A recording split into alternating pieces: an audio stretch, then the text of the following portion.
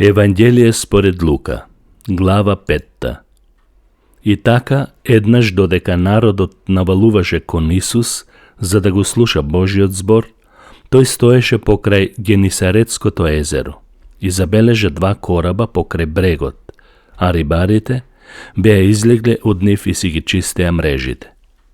И тој влезе во еден од корабите, кој беше Симонов, и го замоли да го оддалечи малку од брегот, и потоа седна и го поучуваше народот од коработ. А кога престана да зборува, му рече на Симон: одвеслај кон подлабокото и фрлете ги мрежите за лов.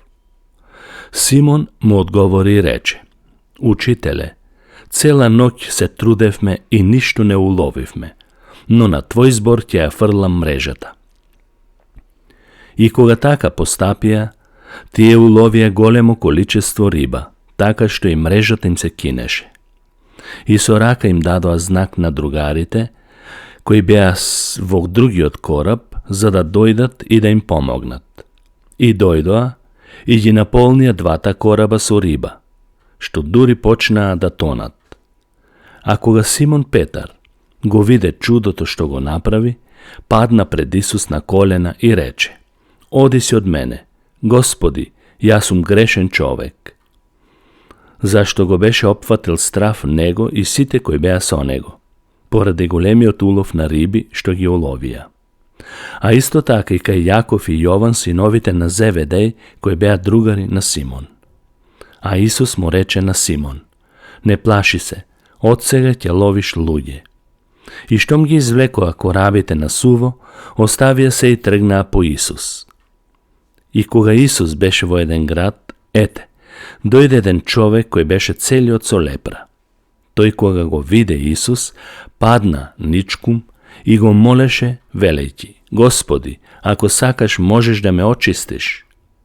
Тогаш ја испружи раката, се допре до него и рече: Сакам, биди чист.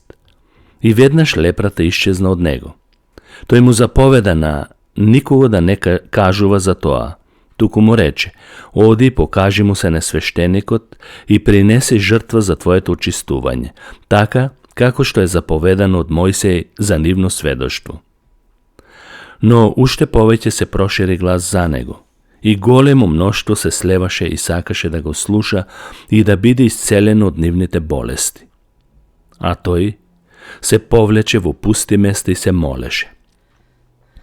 И еден ден, додека поучуваше, таму седеа фарисеи и учители на законот, дојдени од сите села на Галилеја, Јудеја и од Јерусалим.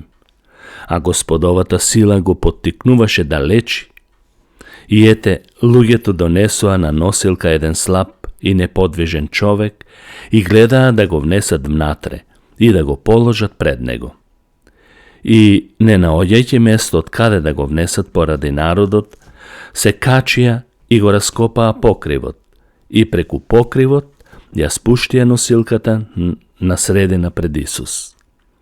А кога тој ја виде нивната вера, му рече: Човеку, гревовите ти се простуваат. Тогаш книжниците и фарисеите почнаа да размислуваат во себе и да велат: Кој е овој што хули? Кој може да ги простува гревовите освен единиот Бог? А Исус, познавајќи ги нивните мисли, ги праша и им рече: Зошто мудрувате во себе? Што е полесно да речам? Ти се простуваат гревовите или да кажам: Стани и оди? Но да знаете дека човечкиот син има власт на земјата да ги простува гревовите. И му рече на неподвижниот човек: Тебе ти велам, стани, земи си ја носилката и оди си дома. И тој веднаш стана пред нив, го зеде она на која лежеше и славејќи го Бог си отиде дома. И сите се восхитуваа и го славеа Бог, беа исполнети со страв и зборуваа: Денес видовме нешто што не сме виделе никогаш. А потоа излезе и виде еден цареник по име Левиј, кој седеше на царинарницата, и му рече: Дојди по мене. Тој остави се, стана и тргна по него. И Левиј му приготви голема гозба во својот дом. Имаше и многу цариници и други кои седеа покрај трапезата. А нивните книжници и фарисеите негодуваа на неговите ученици и велеа: зошто јадете и пиете со цариници и грешници? Исус им одговори на тоа и рече: здравите немаат потреба од лекар, туку болните. Не дојдов да ги повикам праведните, туку грешните да се покаат. А тие му рекоа: зошто учениците на Јован постат често и се молат, исто како и фарисеите, а твоите јадат и пијат?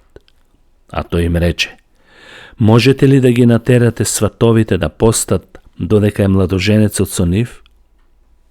Меѓутоа, ќе дојде време кога младоженецот ќе биде грабнат од нив и тогаш во тие денови ќе постат.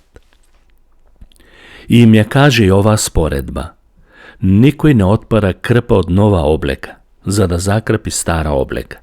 Инаку и новата облека би се раскинала, а на старата не и доликува крпа од новата. И никој не налева ново вино во стари мешини, инаку новото вино ќе ги распукне мешините и виното ќе истече, а и мешините ќе пропаднат. Туку, ново вино треба да се налева во нови мешини, па ќе се зачува и едното и другото. И никој, откако пил старо вино, не посакува веднаш ново, зашто вели: старото е подобро.